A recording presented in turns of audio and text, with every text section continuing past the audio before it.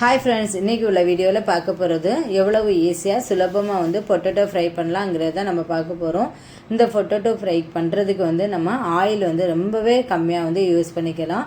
நம்ம குழந்தைங்களுக்கெல்லாம் வந்து ஹெல்த்தியாகவும் நம்ம வந்து கொடுத்துக்கலாம். ஆயில் வந்து அதிகமாக யூஸ் பண்ணாமல் கொஞ்சம் கம்மியாக யூஸ் பண்ணி நம்ம வந்து செஞ்சு கொடுக்கலாம். ஓகே ஃப்ரெண்ட்ஸு, வாங்க வீடியோக்குள்ளாடி போகலாம். இப்போ ஒரு கடாய் நம்ம எடுத்துருக்குறோம். கடாய் வந்து நல்லா சூடாகட்டும். கடாய் சூடானதுமே நம்ம இதில் வந்து சேர்க்கக்கூடிய ஆயில் வந்து நம்ம சேர்த்துக்கலாம்.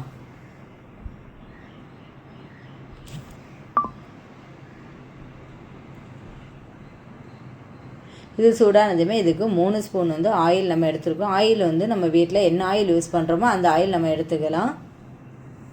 ஆயில் வந்து சூடாகட்டும்.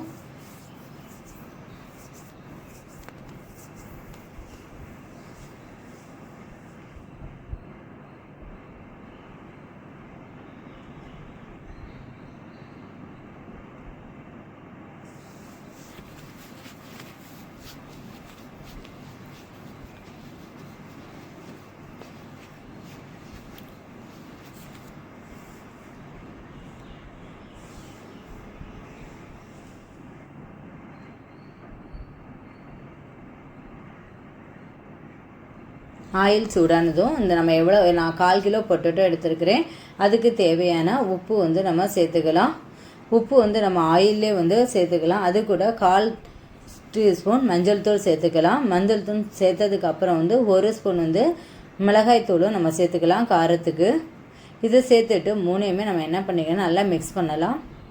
மிக்ஸ் பண்ணதுக்கப்புறம் வந்து நம்ம உருளைக்கிழங்கு வந்து சின்ன சின்ன ஸ்லைஸாக வந்து கட் பண்ணி வச்சுக்கணும்.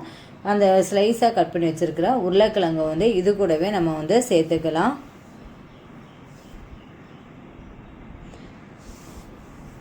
இப்போ நான் 1/4 கிலோ உருளைக்கிழங்குக்கு 3 ஸ்பூன் ஆயில் வந்து சேர்த்துருக்குறேன். இது எல்லாமே வந்து உருளைக்கிழங்கு நான் அப்படியே வந்து சேர்த்துருவேன்.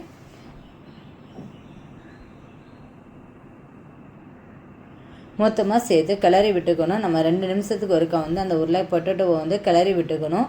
ஏன்னா இப்போ ஆயில் கம்மியாக விட்டுருக்கிறதுனால இதில் வந்து கொஞ்சம் அடி பிடிக்கும். அதனால் அப்பப்போ நம்ம வந்து கிளறி விட்டுட்டே இருக்கணும்.